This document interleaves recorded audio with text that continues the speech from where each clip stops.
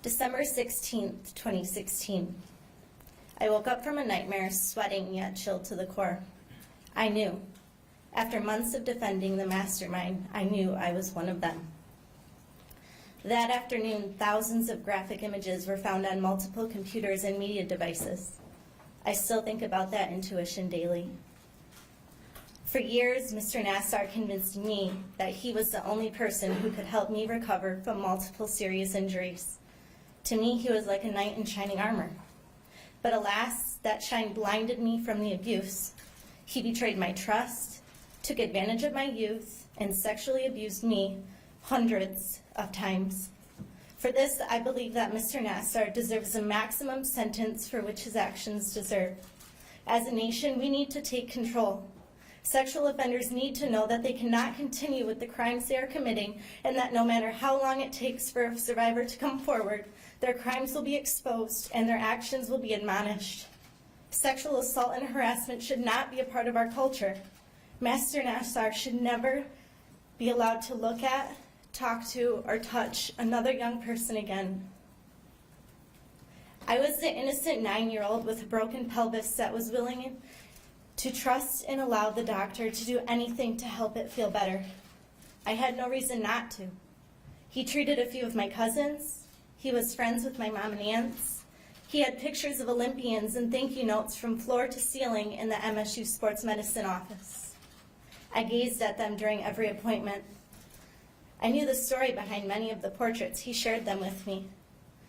I was the 18-year-old preparing to go away to college, apprehensive and just hoping my body would be able to withstand 4 more years of the sport that defined my life.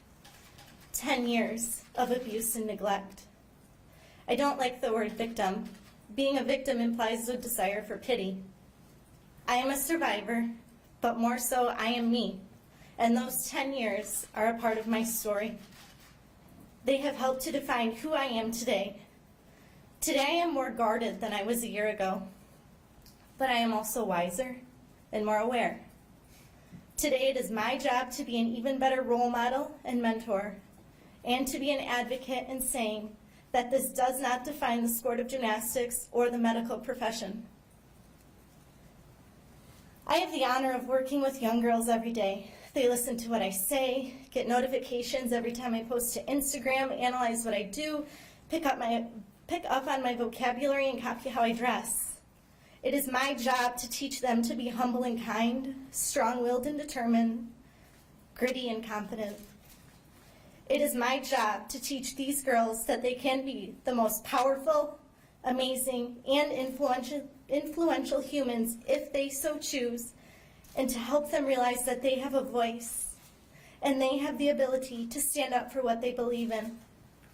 It is my job to ensure that every 9-year-old I work with knows that she has an amazing future ahead of her, and to ensure that every 18-year-old I know realizes that she has the power to define who she is, that no matter what she goes through, she will always have people in her corner, and she should have faith to help her get through it. It is not my job to point out the flaws in the system and what others could have done to protect my innocence.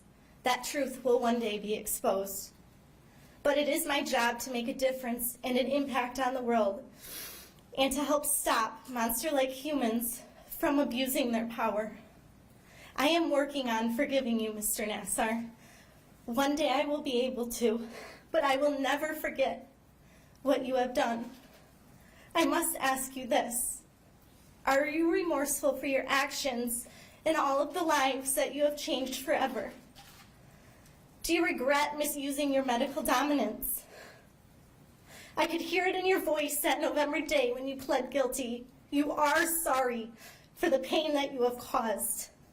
You had the same sincerity as you told me the story of why you blame yourself for sweet Caroline's birth story, as you hugged me at your brother Mike's funeral, and all of those times you told me I just needed to rest and could not compete.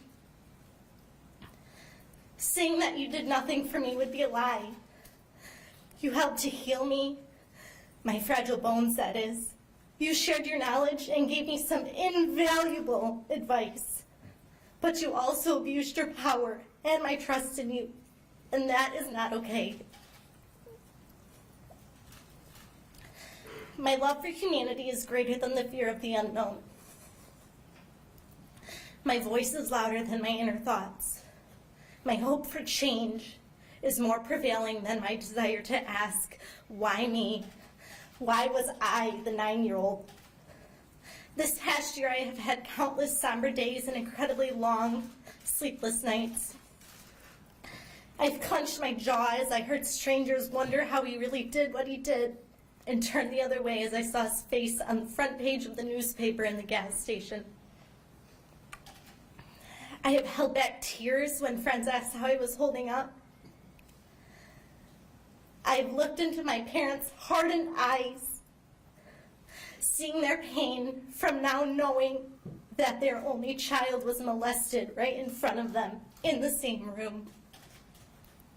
When no one is around, I have cried and sobbed, felt a rush of every emotion, and solidified my belief that I have the most amazing family and an incredible circle of friends. And I have had to think through and talk about the hundreds of appointments and Nassar home visits, and cringe at all of the times I should have said something about the improper treatments and oath-breaking moments. But I didn't, and I cannot look back anymore. I am determined to be more involved in making this world a better place. I can use my voice, my education, and my experiences to help stop females and males alike from not standing up for themselves and others.